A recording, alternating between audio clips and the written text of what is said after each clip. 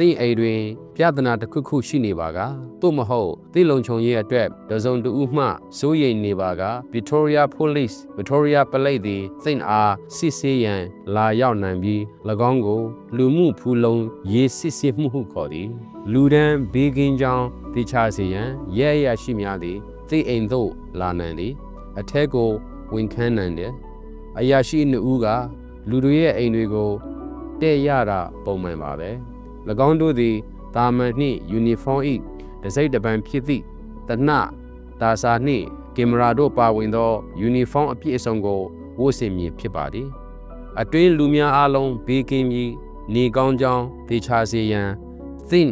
အိမ်ပတ်ဝန်းကျင်ကိုကြည့်ရှုပါမည်